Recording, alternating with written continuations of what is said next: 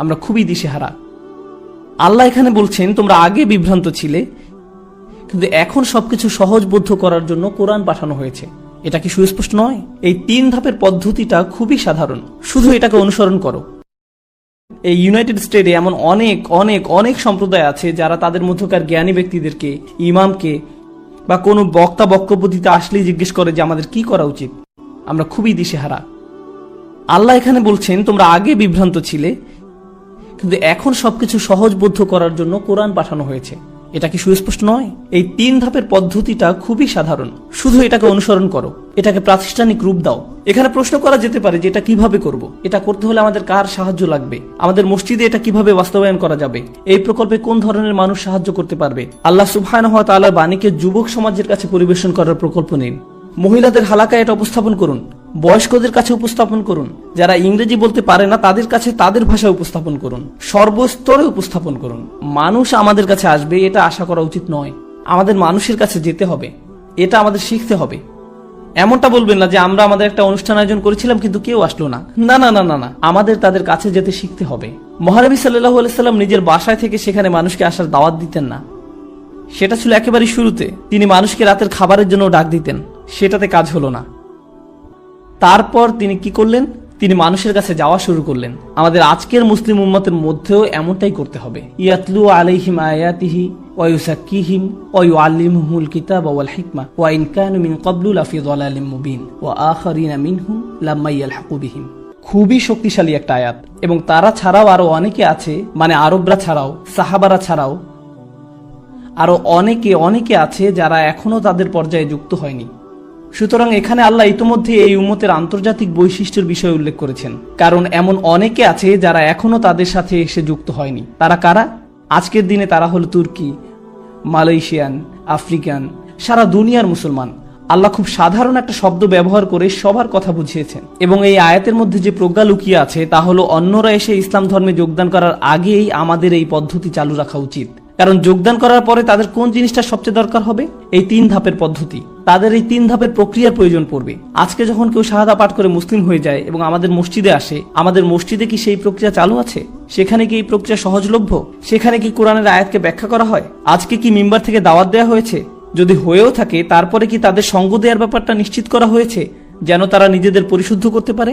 এই পদ্ধতি কি প্রাতিষ্ঠানিক রূপ পেয়েছে? এটা একটা ঐশী ক্রম, এটা আমাদের দেয়া হয়েছে। এটা খুবই কার্যকর। এটা কার্যকর করা হলে যে কোনো সম্প্রদায়ের জন্যই খুবই শক্তিশালী একটা সমাধান। এবং অবশ্যই এই কৌশল অনেক উদ্ভাবনী পর্যায়ে কার্যকর করা যায়, কিন্তু মূল নীতিমালা আশ্চর্যজনক। ওয়াহুয়াল আজিজুল হাকিম, এবং তিনি সর্বময় ক্ষমতার অধিকারী, সর্বজ্ঞানী। যালিকা ফাদলুল্লাহি ইউতিহি মান ইয়াশা। এটা আল্লাহর পক্ষ থেকে অনুগ্রহ এবং তিনি এটা যাকে ইচ্ছা দেন। এখানে অনুগ্রহটা হলো মহানবী সাল্লাল্লাহু আলাইহি সাল্লাম। তিনি যে পদ্ধতি ব্যবহার করতেন সেটা, তার পদ্ধতিটা কি ছিল? সেটা ছিল ইয়াতলু আলাইহিম আয়াতিহি ওয়া ইউযাক্কিহিম ওয়া ইউআল্লিমুহুমুল কিতাবা ওয়াল হিকমা। তিনি তাদের কাছে পাঠ করেন আয়াতসমূহ, তাদেরকে পবিত্র করেন এবং শিক্ষা দেন কিতাব ও হিকমত। এটাই আল্লাহর পক্ষ থেকে অনুগ্রহ এবং তিনি এটা যাকে ইচ্ছা দান করেন। এর অর্থ হলো আমাদের এটা উপলব্ধি করতে হবে যে এই আয়াতগুলো ক্ষুদ্র কোনো বিষয় নয়, এগুলো আল্লাহর অনুগ্রহ। তিনি এটা যে কাউকে দিতে পারতেন, কিন্তু তিনি এটা আমাদের দিয়েছেন।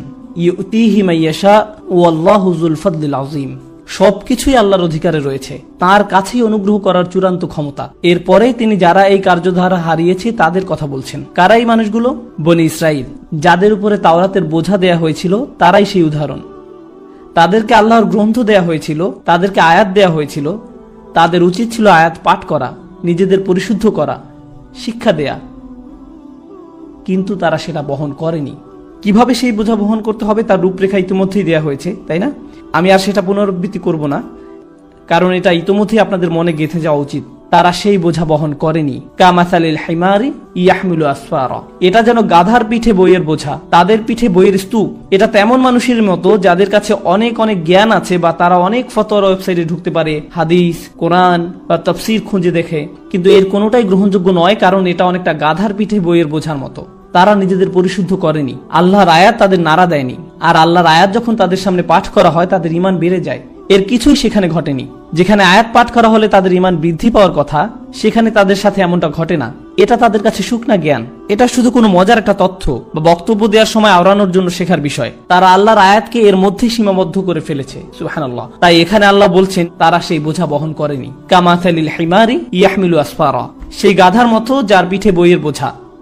বিইসা মাসালুল কওমিল্লাযীনা কাযযাবু বিআয়াতিল্লাহ, এই কথাগুলো ভয় পাওয়ার মতো। কি জঘন্য সেই জাতির উদাহরণ। আল্লাহ এখানে বনী ইসরাইলদের কথা বলেননি, তিনি বলেছেন জাতি। তিনি এখানে একটা জাতিবাচক শব্দ ব্যবহার করেছেন। আর যখন তিনি এটা সাধারণ জাতিবাচক শব্দ ব্যবহার করেন, এর মানে কি জানেন? এর মানে হলো এটা হবে যে কেউ যারাই এই কাজটি করে। কি জঘন্য সেই জাতির উদাহরণ। আল্লাহ এখানে বনী ইসরাইলদের কথা বলেননি, তিনি বলেছেন জাতি। তিনি এখানে একটা জাতিবাচক শব্দ ব্যবহার করেছেন। কি জঘন্য সেই জাতি যারা আল্লাহর আয়াতকে মিথ্যা সাব্যস্ত করে। তারা আল্লাহর আয়াতের সাথে সুবিচার করেনি, তারা আল্লাহর আয়াত নিয়ে সত্য কথা বলেনি। আল্লাহ আমাদেরকে ক্ষমা করুন যেন আমরা তেমন না হই। আল্লাহু লা ইয়াহদিল কওমাজ যালিমিন, যারা আল্লাহর গ্রন্থকে যথার্থ মূল্য দিতে পারে না তাদের চূড়ান্ত শাস্তি কি? যখন আল্লাহ তাদের গ্রন্থ দিয়েছিলেন, কিভাবে এর শিক্ষাকে জীবনে, সমাজে, সম্প্রদায়ে কার্যকর করতে হবে তাও বলে দিয়েছিলেন। দোজখে শাস্তি পাওয়ার আগে তাদের শাস্তি হলো আল্লাহ তাদেরকে পথ দেখাতে অস্বীকার করেছেন। কারণ আল্লাহ তাদের পথ প্রদর্শন করেছিলেন এবং তারা সেটার যথার্থ মূল্যায়ন করেনি। তাই আল্লাহ বলছেন আল্লাহু লা ইয়াহদি, আল্লাহ কোনো ভ্রান্ত জাতিকে পথ প্রদর্শন করেন না। আল্লাহ তাদের দিয়েছিলেন এবং তারা এর যথার্থ মূল্য দেয়নি, তাই সেই দরজা বন্ধ হয়ে গেছে। এই কারণেই আল্লাহ যখন আমাদের কোনো উপহার দেন, আমাদের উচিত সেটার যথার্থ মূল্যায়ন করা। আমরা মন থেকে আল্লাহর কাছে চাই যে তিনি যেন আমাদের তার গ্রন্থের পথ নিদর্শন করেন, মহানবী সাল্লাল্লাহু আলাইহি ওয়াসাল্লামের সুন্নাতের যথার্থ মর্ম উপলব্ধি করার তৌফিক দান করেন। কুল ইয়া আইয়ুহাল্লাযীনা হাদু, ইহুদি সম্প্রদায়কে বলে দিন, কুল ইয়া আইয়ুহাল্লাযীনা হাদু। সেই সময় ইহুদি সম্প্রদায়কে বলতে বলা হয়েছে, ইন জাআনতুম আন্নাকুম আউলিয়াউ লিল্লাহ, যদি তোমরা নিশ্চিত হয়ে থাকো যে আল্লাহ তোমাদের রক্ষা করবেন, তোমরা আল্লাহর খুব কাছের, তোমরা আল্লাহর প্রিয় বন্ধু। আর এটা খুব সুন্দরভাবে আগের আয়াতের সাথে সম্পর্কযুক্ত। আপনারা খেয়াল করে থাকবেন যে যখন কোনো সম্প্রদায়ের ধর্মের সত্যিকারের ভাবার্থটাকে হারিয়ে ফেলে এবং ভাষা জ্ঞানই শুধু অবশিষ্ট থাকে, তখন যেখানে আল্লাহর প্রতি ভয় থাকার কথা সেখানে একটা শূন্য অনুভূতি হয়। যেখানে আল্লাহর প্রতি সশ্রদ্ধ ভয় থাকার কথা, যেখানে অবিরত আল্লাহকে স্মরণ করার তাড়না থাকার কথা, সেখানে যখন আল্লাহকে ভয় স্মরণ কোনোটাই অবশিষ্ট থাকে না, যখন একটা সম্প্রদায়ের কোনোটাকেই গুরুত্ব দেওয়া হয় না, তখন একটা জিনিস অবশিষ্ট থাকে, আর তা হলো মিথ্যা অনুমান। কারণ আল্লাহর সত্যিকারের ভালোবাসা, ভয় স্মরণ আর সেখানে নেই, পাত্রটা ফাঁকা। তাই অন্য জিনিস সেই পাত্রটাকে ভর্তি করে। এর মধ্যে অন্যতম জিনিস হলো আমল, মিথ্যে আশা। অন্যতম মিথ্যে আশা হলো আমি যত খারাপই হই না কেন, অন্তত আমি লা ইলাহা ইল্লাল্লাহু মুহাম্মাদুর রাসূলুল্লাহ সাল্লাল্লাহু আলাইহি ওয়াসাল্লাম বলেছি, তাই আমি যা ইচ্ছা তাই করতে পারি। আমার একটা মদের দোকান আছে, কিন্তু এই কাজটা তত খারাপও নয়। অন্তত আমি কালিমা বলি, অন্তত আমি আমার আয়ের অর্ধেক রমজান মাসে মসজিদে দেই। আস্তাগফিরুল্লাহিল আযীম। আপনি আপনার মদের দোকানে টাকা মসজিদে দিচ্ছেন, সেই মসজিদে আরো কত ফিতনার জন্ম দিবে কোনো ধারণা আছে কি আপনার? আপনারা কি জানেন ইসলাম ধর্ম প্রবর্তনের আগে বন্যায় কাবাঘর ক্ষতিগ্রস্ত হয়ে গিয়েছিল এবং কুরাইশরা কাবাকে পুনর্নির্মাণ করার জন্য অর্থ সংগ্রহ করছিল। তারা মদ, পতিতাবৃত্তি ও জুয়া থেকে টাকা নিতে অস্বীকার করেছিল। এরা তো হলো মুশরিক, মুশরিকরাই এমন করেছিল। আর আমাদের সময় আমাদের না বলতে হলে যুদ্ধ করতে হয় যে আমরা এইসব আয়ের উৎস থেকে টাকা নিব না। আর সেই দাতা তখন বলেন, আপনি এটা কি বলছেন? আমি দান করছি কারণ এটা আমার জান্নাতে যাওয়ার টিকিট। আমি টাকা দিচ্ছি যেন আমি আমার হারাম ব্যবসার মালিক হওয়ার জন্য ভালো বোধ করতে পারি। এমনটাই ঘটে। সুবহানাল্লাহ। আমরা এখন এই পর্যায়ে উপনীত হয়েছি। সুতরাং তারা ধারণা করে যে তারা আল্লাহর আউলিয়া। আল্লাহ বলছেন মিন দুনিন নাস, অন্য মানুষদের তুলনায় তোমরা বিশেষ দল, তোমরা সেই দল যাদের আল্লাহ সত্যিই ভালোবাসেন। যদি এটাই তোমাদের ধারণা হয়ে থাকে, ফাতামান্নাউল মাউত, তবে মৃত্যু কামনা করো, তবে বিনা দ্বিধায় মৃত্যু কামনা করো। বিশ্বাসীরা যারা সত্যি আল্লাহকে বিশ্বাস করেন, যারা সত্যি হৃদয় ঈমান অনুভব করেন, কোরআনে উল্লেখ করা তাদের অন্যতম একটি দোয়া কিভাবে শেষ হয়েছে জানেন? খুবই চমৎকার একটা দোয়া, ওয়া তাওয়াফানা মাআল আবরার, আমাদেরকে ধার্মিক হিসাবে মৃত্যু দান করুন। এটা মৃত্যু চেয়ে দোয়া, কিন্তু কি ধরনের মৃত্যু? ধার্মিক হিসেবে।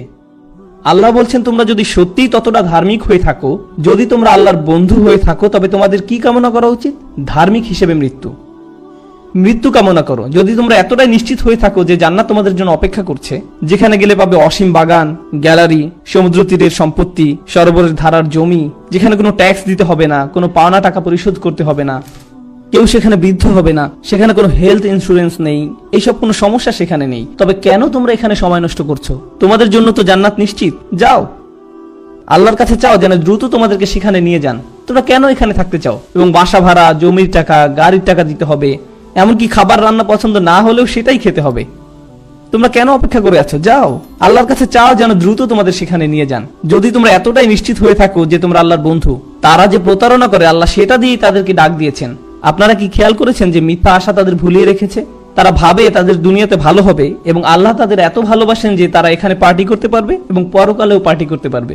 আমরা সব করতে পারবো কারণ আল্লাহ আমাদের বন্ধু। এটা একটা মিথ্যে আশা। এমনকি এটা কোনো বিশ্বাসী মানুষের অন্তরে প্রবেশ করতে পারে যদি সে মহানবী সাল্লাল্লাহু আলাইহি সাল্লামের পদ্ধতি, আল্লাহর গ্রন্থের সাথে সুসম্পর্ক না রাখে। সুতরাং ইন কুনতুম সাদিকিন, যদি তোমরা সত্যবাদী হয়ে থাকো তবে এটার কামনা করো। ওয়ালা ইয়াতামান্নাউনাহু আবাদা, তারা এটা কখনোই কামনা করবে না। বিমা কদ্দামাত আইদিহিম, কখনোই না। কেন তারা এটা কামনা করবে না? যদিও তারা নিশ্চিত যে তারা আল্লাহর বন্ধু, কিন্তু তাদেরকে এটা করতে বললে জানেন কেন তারা এটা করবে না? কারণ তাদের হাত যেটা ভবিষ্যতে পাঠিয়েছে, সোজা বাংলা এটা বোঝা একটু কঠিন। আমার হাত কি ভবিষ্যতে পাঠিয়েছে? এটার মানে আমি ইমেইলের পরিভাষা ব্যাখ্যা করতে পারি। যখন আপনি সেন্ড বাটন চাপ দেন, তারপরে আপনি কি ইমেইলটা ফিরিয়ে আনতে পারেন? এটা সামনে গেছে, এটা অগ্রসর হয়ে গেছে, আপনার ইমেইল সামনে চলে গেছে। যখন আপনি এই দুনিয়ার কোনো কাজ করেন, এটা আক্ষরিক অর্থে অগ্রসর হয়ে গেছে। এটা চলে গেছে আমাদের দুই কাঁধের উপরের দুই হার্ড ড্রাইভে। সেখানে দুইটা হার্ড ড্রাইভ আছে, ঠিক কিনা? আমাদের কাজগুলো সেখানে চলে যায় এবং সেই হার্ড ড্রাইভে সংরক্ষিত হয়। আমাদের সব কাজ সেখানে সংরক্ষিত আছে। আমরা কি আর তা ফিরিয়ে আনতে পারি? না। তারা জীবনে অনেক খারাপ কাজ করেছে এবং সব কাজের প্রমাণ সেখানে আছে। তারা জানে যে তারা অনেক ভয়ানক সব কাজ করেছে, যে তারা সেগুলো নিয়ে চিন্তাও করতে চায় না। আর এটাই ফাসিকের মনস্তত্ব। এটাকে বুঝতে হবে, এটা খুবই গুরুত্বপূর্ণ বিষয়। এটা নিয়ে কথা বলতে ইচ্ছা করছে না। আর এটাই ফাসিকের মনস্তত্ব। যখন কেউ আল্লাহর অবাধ্যতায় ভীষণ নিমজ্জিত থাকে আর তার জন্য তার রাতে ঘুম আসার একমাত্র উপায় হলো সেটা নিয়ে চিন্তা না করা, আর এটাই ফাসিকের মনস্তত্ব। যদি কেউ তার সাথে মৃত্যু নিয়ে পরকালে কি ঘটবে সে বিষয়ে কথা বলে, তখন তারা বলে আমি এটা শুনতে চাই না, এটা নিয়ে কথা বলতে ইচ্ছা করছে না। এটা এতই ভীতিপ্রদ যে তারা এই বিষয় থেকে দূরে থাকাই শ্রেয় মনে করে। আপনারা কি জানেন, যখন সিংহ আক্রমণ করতে আসে কিন্তু উট পাখি পালাতে পারে না, তখন সে কি হাস্যকর কাজটা করে? মাটির মধ্যে মাথা ঢুকিয়ে দেয়। আমি বাস্তবতার সম্মুখীন হতে চাই না, এই বিষয়ে আমি কোনো লেনদেন করতে চাই না। এখানে বেশ আছি, বাস্তবতার উপেক্ষা করে খুব ভালো আছি। এমনটাই ঘটে যখন কেউ পাপে ভীষণভাবে নিমজ্জিত থাকে। আমি বরং এটাই বিশ্বাস করি যে আল্লাহ আমাকে ভালোবাসেন এবং আমি আল্লাহর বন্ধু। আর যখন কেউ তার এই ধাপ্পার বিষয়ে স্মরণ করিয়ে দেয়, তখন তার উত্তর হয় আমি এসব শুনতে চাই না, এ বিষয়ে কথা বলতে ভালো লাগছে না। এটাই ফাসিকের আচরণ। এই মানুষগুলো এই পরিমাণ অসৎ, এটা আমাদের সম্প্রদায়েও ঘটতে পারে, এমনকি আমাদের পরিবারেও। অনেক সময় যখন আপনি বলেন যে আল্লাহ আমাদের কত ভালোবাসেন, আল্লাহ আমাদের কিভাবে পুরস্কৃত করবেন, মানুষ আপনার কথা শুনবে। কিন্তু আল্লাহর অবাধ্যতার ফলাফল ভোগ করতে হবে শুনলে তারা বলে তুমি কি এইসব হতাশাজনক বিষয়ে কথা বলা বন্ধ করবে? চলো আমরা অন্য বিষয়ে কথা বলি, চলো আমরা রকেট গেম অথবা অন্য কোনো বিষয়ে কথা বলি। আমি ওসব কিছু শুনতে চাচ্ছি না। এই কারণে আল্লাহ এখানে বলছেন ওয়ালা ইয়াতামান্নাউনাহু আবাদা বিমা কদ্দামাত আইদিহিম আল্লাহু আলিমুম বিজ্জালিমিন। তারা নিজেদের কৃতকর্মের কারণে কখনো মৃত্যু কামনা করবে না। আল্লাহ জালেমদের সম্পর্কে সম্যক অবগত আছেন। আল্লাহ এই পাপীদের কথা সবই জানেন, তার কাছে সব হিসাব আছে। তারা কি করছে সে বিষয়ে তিনি অবহিত। তাদের আচরণ ভুল এবং তাদের কাজও। কুল, বলুন, ইন্নাল মাউতাল্লাযী তাফিরুনা মিনহু, যে মৃত্যু থেকে তোমরা পালাচ্ছ, যে মৃত্যু থেকে তোমরা দূরে থাকার চেষ্টা করছো, ফা ইন্নাহু মুলাকিকুম, সে মৃত্যুর সাথে তোমাদের একদিন সাক্ষাৎ হবেই। এটা তোমাদের সাথে সাক্ষাৎ করতে আসবে। তুমি সেই সাক্ষাৎ এড়াতে পারবে না, সেটা থেকে নিস্তার পাবে না। এমন অনেক সময় ঘটে যে স্কুলে ফলাফল দেওয়ার দিন আসলে বাচ্চা হাঁচি কাশির মতো ভাব করে বলে আমি যেতে চাই না, আমার তেমন ভালো লাগছে না। তারা এই সাক্ষাৎটাকে এড়ানোর চেষ্টা করতে পারে, কিন্তু কিছু সাক্ষাৎ আছে যা কেউ এড়াতে পারে না, কেউ সেটা থেকে নিস্তার পায় না। এটা তেমনই এক সাক্ষাৎ। ইন্নাকা কাদিহুন ইলা রাব্বিকা কাদহান ফামুলাকিহ, হে মানুষ তুমি কঠোর পরিশ্রম করতে করতে তোমার রবের দিকে এগিয়ে যাচ্ছ।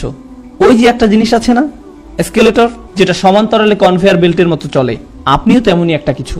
আপনি চান বা না চান আপনি সামনে যাচ্ছেন। আপনি পিছন ফিরে দাঁড়াতে পারেন, এদিক সেদিক তাকাতে পারেন, কিন্তু আপনি সামনেই এগিয়ে যাচ্ছেন। পিছনে যাওয়ার কোনো উপায় নেই।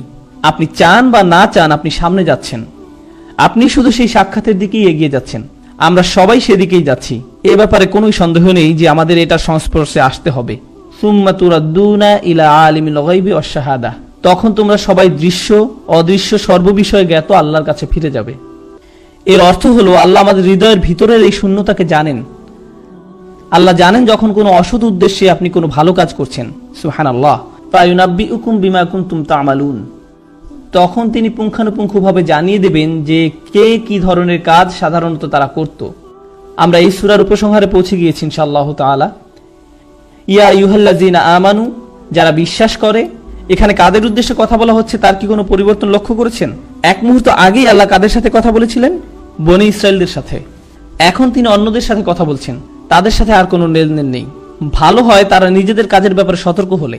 তারা ইতোমধ্যে ব্যর্থ হয়েছে, তাই আল্লাহ এখন বিশ্বাসীদের সাথে কথা বলছেন যেন তারা বনী ইসরায়েলদের মতো ব্যর্থ না হয়। আপনারা জানেন একজন বাবা কিভাবে তার সন্তানদের সাথে কথা বলে। যখন একজন ফেল করেছে এবং আরেকজনের পরের সপ্তাহে পরীক্ষা আছে, সে বলে, শোনো করিম, তুমি এই ব্যাপারে অন্তত সেলিমের মতো হও না, তার মতো কাজ তুমি করো না। প্রথমে বাবা একজনকে বকা দেন এবং তারপরে আরেকজনের দিকে ফিরে বলেন, তুমি ভালো করে শুনে রাখো, এই ভুলগুলো তুমি করো না। এখন আমাদের প্রভু সুবহানাহু ওয়া তাআলা অনেক বেশি আমাদের ভালো চান। বাবার চেয়ে আমাদের প্রতি আল্লাহর অনুগ্রহ ও শুভাকাঙ্ক্ষা অনেক বেশি পরিমাণের। প্রথমে আল্লাহ বনী ইসরায়েলদের তিরস্কার করলেন। তাদেরকে তিরস্কার করতে দেখে আবার এমন নয় যে আমরা বলতে পারি, হ্যাঁ দেখো আল্লাহ বনী ইসরায়েলদের কেমন ঘৃণা করেন। এক মিনিট থামুন। আল্লাহ আমাদের এজন্য বলেন নাই যে কারণ তারা অভিশপ্ত, আমাদের এজন্য বলেছেন যেন আমরা তাদের পথ। ইন্না আ'তাইনাকাল কাউসার, তারপর ফাসাল্লি লিরাব্বিকা ওয়ানহার। এরপর তিনি নেতিবাচক কথা বলেছেন, ইন্না শানিআকা, অর্থাৎ আপনার শত্রু। শত্রুদের কথা একেবারে শেষে বলা হয়েছে। আবার এখানে নবী সাল্লাল্লাহু আলাইহি সাল্লামের প্রতি আল্লাহর অসীম ভালোবাসাও প্রকাশ পেয়েছে। যেমন নবী সাল্লাল্লাহু আলাইহি সাল্লামকে তারা যে কথাগুলো বলতো সেগুলো খুবই কষ্টদায়ক ছিল। তারা তার বিরুদ্ধে বিভিন্ন রকমের আপত্তিকর কথা বলতো। আপনারা জানেন তারা তাকে পাগল বলতো। ওয়ায়াকুলুনা ইন্নাহু লামাজনুন, অর্থাৎ তারা বলে যে নিশ্চয়ই তিনি পাগল। ইয়াকুলুনা সাহির, তারা বলতো তিনি একজন জাদুকর। তারা তাকে মিথ্যাবাদী বলতো, সাহিরুন কাজ্জাব, অর্থাৎ একজন মিথ্যাবাদী জাদুকর। তো তারা তার বিরুদ্ধে এই ধরনের অভিযোগ করে তাকে কষ্ট দিত। কিন্তু তাদের যে কথার প্রেক্ষিতে এই সূরা নাজিল হয়েছে তা আরো অনেক বেশি কষ্টদায়ক ছিল। আগের পর্বগুলোতে সংক্ষেপে এই বিষয়ে আমরা জেনেছিলাম। এখন আমরা বিস্তারিত আলোচনা করব, কারণ এই পর্যায়ে বিষয়টি উল্লেখ করা গুরুত্বপূর্ণ। দেখুন, হাদিসে এসেছে রাসূল সাল্লাল্লাহু আলাইহি ওয়াসাল্লাম তার একজন সন্তান হারিয়েছেন, একজন পুত্র সন্তান। পরবর্তী হাদিসে আমরা তার নাম সম্পর্কে জানব। এখানে বিষয়টা ছিল তার সন্তান মারা গিয়েছে এবং চারিদিকে এই খবর ছড়িয়ে পড়েছে। আপনারা জানেন সন্তান হারানো পিতামাতা কেমন কষ্টের ভিতর দিয়ে যান। লোকজন এসে আপনাকে সান্ত্বনা দেওয়ার চেষ্টা করে। তারা এমন কিছু কথা বলে, সমবেদনা জানায়, যা আপনাকে এই বিশাল কষ্ট সহ্য করতে কিছুটা হলেও সাহায্য করে। তাছাড়া আপনি যখন কাউকে এই কষ্টের মধ্যে যেতে দেখেন, সে যদি এমনকি আপনার শত্রুও হয়, আপনি হয়তো সেখানে গিয়ে সবার পেছনে দাঁড়িয়ে থাকবেন, কিছুই বলবেন না। কারণ যত যাই হোক, তারা তাদের সন্তান হারিয়েছে। এতটুকু মানবতা বোধ বা আন্তরিকতা সব মানুষের মধ্যে থাকে। কিন্তু যখন আবু জাহল এই সংবাদটা পেল, এবং সে কিন্তু নবী সাল্লাল্লাহু আলাইহি সাল্লামের চাচা ছিল, আপনি অন্তত আপনার পরিবারের কাছ থেকে এতটুকু আন্তরিকতা আশা করেন। যত বিরোধ সব না হয় একদিকে থাক, আর দিন শেষে তোমরা তার পরিবারেরই অংশ। কিন্তু না, তার মনে নবী সাল্লাল্লাহু আলাইহি সাল্লামের জন্য এত বেশি বিদ্বেষ ছিল যে সে চারদিকে দৌড়াতে দৌড়াতে উল্লাস করছিল, হাসতে হাসতে লোকজনকে বলছিল, বাতারা মুহাম্মাদুন, মুহাম্মাদের বংশ নিঃশেষ হয়ে গিয়েছে, তার নাম নেয়ার আর কেউ থাকবে না। অন্যভাবে বলতে গেলে আপনার ছেলে সন্তানের মাধ্যমেই আপনার বংশধারা অব্যাহত থাকে। যেহেতু তিনি তার পুত্র সন্তান হারিয়েছেন এবং তার শুধু কন্যা সন্তানেরই অবশিষ্ট আছে, তাই ভবিষ্যতে তার নাম নেয়ার মতো আর কেউ থাকবে না। তাহলে মুহাম্মদ আমাদের জন্য অস্থায়ী একটা সমস্যা, কারণ তার বংশধারা অব্যাহত রাখার মাধ্যম হিসেবে তার কোনো ছেলে সন্তান আর নেই। তাই অচিরেই এই পৃথিবী থেকে তার নাম নিশানা মুছে যাবে। দেখুন কেমন কষ্টের পরিস্থিতিতে তারা এই ধরনের চরম অপ্রীতিকর কথাগুলো বলছে। এই কথাগুলো এত বেশি যন্ত্রণাদায়ক ছিল যে আল্লাহ আজ্জা ওয়া জাল্লা তাদের কথা কোরআনে উদ্ধৃতিও করেননি। তিনি এভাবে বলেননি ইয়াকুলুনা হুয়া আবতার অথবা হুয়া আবতার। তিনি বলেননি যে তারা বলে তার বংশ নিঃশেষ হয়ে গেছে। তিনি নবী সাল্লাল্লাহু আলাইহি সাল্লামের সামনে তাদের সেই যন্ত্রণাদায়ক কথার উদ্ধৃত করে তাকে আঘাত দিতে চাননি। তিনি বিভিন্ন সূরায় তাদের বিভিন্ন কথা উদ্ধৃত করেছেন, যেমন তারা বলেছিল তিনি পাগল, তিনি একজন জাদুকর এবং তিনি একজন মিথ্যাবাদী। কিন্তু এই ক্ষেত্রে তিনি তাদের কথাগুলোকে উদ্ধৃত করেননি। তিনি সরাসরি তাকে সান্ত্বনা দিয়েছেন, ইন্না শানিআকা হুয়াল আবতার, আপনার শত্রুরাই নির্বংশ নিশ্চিহ্ন হবে। তাহলে আল্লাহ আজ্জা ওয়া জাল্লা এখানে কাফিরদের কথাটা হুবহু উদ্ধৃত করেননি। এটা নিঃসন্দেহে নবী সাল্লাল্লাহু আলাইহি সাল্লামের প্রতি আল্লাহর অসীম ভালোবাসার বহিঃপ্রকাশ। পরিশেষে আমরা এই সূরায় আরো একটা অসাধারণ শিক্ষা পাই। এখানে আল্লাহ কেবল নবী সাল্লাল্লাহু আলাইহি সাল্লামের মনোযোগ অন্যদিকে আকৃষ্ট করেননি। রাসূল সাল্লাল্লাহু আলাইহি সাল্লাম তার সন্তান হারিয়েছেন। যখন কেউ এভাবে সন্তান হারায়, তার কাছে আর কোনো কিছুই ভালো লাগে না। এটা যে কোনো মানুষের ক্ষেত্রে হতে পারে, সব মানুষের ক্ষেত্রে এমনটা হয়। কেউ যখন তার সন্তান হারায়, তখন তার বাড়ি, ব্যাংক ব্যালেন্স অথবা অন্য যে কোনো কিছুর কথা মাথায় আসে না। মনের মধ্যে শুধু সন্তান হারানোর তীব্র ব্যথাই অনুভূত হয়। মা বাবার কাছে তাদের সন্তানেরা শ্রেষ্ঠ সম্পদ, তাই না? নবী সাল্লাল্লাহু আলাইহি সাল্লামের এমন কষ্টের মুহূর্তে আল্লাহ আযজা ওয়া জাল্লা প্রথমে তাকে সমবেদনা জানাচ্ছেন। ইন্না আ'তাইনাকা আল কাউসার। তিনি তার সন্তান হারিয়েছেন, আর আল্লাহ তাকে বলছেন, আপনি সীমাহীন কল্যাণপ্রাপ্ত হয়েছেন, আপনি প্রাচুর্য লাভ করেছেন। আগের পর্বগুলোতে আমরা লিস্ট আকারে এগুলো সম্পর্কে জেনেছি, কিন্তু এরপরেও কিভাবে এই যন্ত্রণাদায়ক পরিস্থিতি মোকাবেলা করা যায়, কাফিরদের কথার যথাযথ জবাব দেওয়ার পাশাপাশি এই সূরায় আমাদের শেখানো হচ্ছে কিভাবে আমরা, বিশেষ করে পরিবারের কাউকে হারানোর তীব্র যন্ত্রণা, অসহ্য মানসিক কষ্ট, হতাশা এগুলো থেকে মুক্তি পেতে পারি।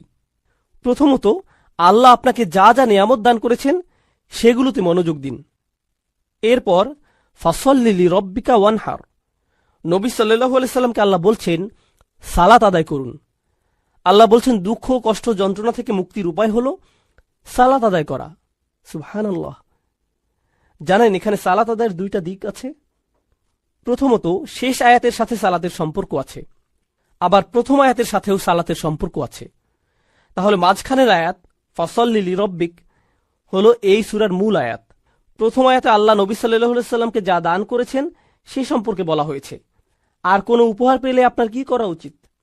আপনার কৃতজ্ঞতা প্রকাশ করা উচিত, এবং কৃতজ্ঞতা প্রকাশের শ্রেষ্ঠ মাধ্যম হল সালাত আদায় করা। তাহলে প্রথম আয়াতের প্রতিক্রিয়া হল ফাসল্লি লিরাব্বিক। আবার দ্বিতীয়ত, তার শত্রুদের কাছে থেকে যে অসহনীয় দুঃখ কষ্ট তিনি পেয়েছেন, যাদের কথা শেষ আয়াতে বলা হয়েছে, এই কষ্টগুলো মোকাবেলা করার জন্য আপনি কি করেন? আপনি নামাজে দাঁড়িয়ে যান। তাহলে ভালো মন্দ উভয় পরিস্থিতিতে আপনার প্রতিক্রিয়া হবে নামাজ আদায় করা। সুবহানাল্লাহ। এখন চলুন নবী সাল্লাল্লাহু আলাইহি সাল্লামের সন্তানদের সম্পর্কে আমরা জানব। আন ইবনে আব্বাস রাদিয়াল্লাহু তাআলা আনহুমা কল। ইবনে আব্বাস রাদিয়াল্লাহু আনহুমা হাদিসটি বর্ণনা করেছেন, কান আকবরু ওয়ালাদি রাসূলুল্লাহ সাল্লাল্লাহু আলাইহি ওয়াসাল্লাম আল কাসিম। রাসূল সাল্লাল্লাহু আলাইহি সাল্লামের বড় সন্তানের নাম ছিল কাসিম রাদিয়াল্লাহু আনহু। সুম্মা জাইনাব, তারপর জাইনাব, সুম্মা আব্দুল্লাহ, তারপর আব্দুল্লাহ, সুম্মা উম্মু কুলসুম, সুম্মা ফাতিমা, সুম্মা রুকাইয়া, ফামাত আল কাসিম। তাহলে এখান থেকে আমরা তার সন্তানদের বয়সের ক্রমও জানতে পারি। তো প্রথম সন্তান ছিলেন কাসিম, তারপর জাইনাব, তারপর আব্দুল্লাহ, তারপর উম্মে কুলসুম, তারপর ফাতিমা, তারপর রুকাইয়া। মাক্কি যুগের শেষের দিকে কাসিম রাদিয়াল্লাহু আনহু ইন্তেকাল করেন।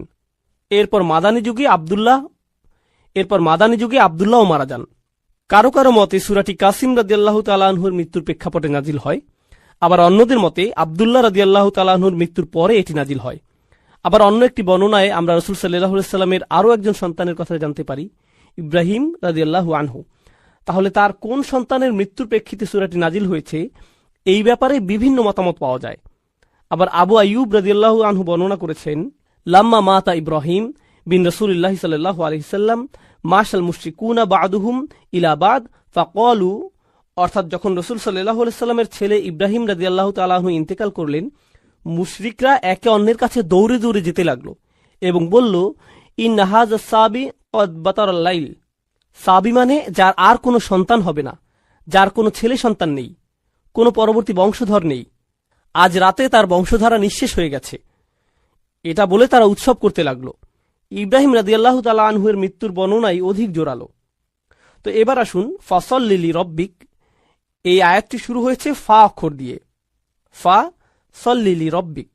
এখানে ফা সম্পর্কে ইমাম আল আলুসি বলছেন, আল ফা ফি কওলিহি তাআলা, তিনি বলছেন আল্লাহ যখন আয়াতে ফা অক্ষরটি উল্লেখ করেছেন, লি তারতিবি মা বাদাহা আলা মা ক্বাবলাহা, এই ফা অক্ষরটি এর পূর্ববর্তী বাক্যাংশের উপর গুরুত্বারোপ করে এবং এটি ফা এর পূর্ববর্তী কথার সাথে এর পরের কথাকে সম্পৃক্ত করে। ফাইন্না ইতাআ তাআলা ইয়াহু আলাইহিস সালাতু ওয়াস সালাম মা যুকিরা মিনাল আয়াতিল্লাতি লাম ইউতিহা আহাদাম মিনাল আলামিন। অর্থাৎ যেহেতু প্রথম আয়াতে বলা হয়েছে নবী সাল্লাল্লাহু আলাইহি সাল্লামকে আল্লাহ প্রাচুর্য দান করেছেন, আর তিনি তাকে যা কিছু দান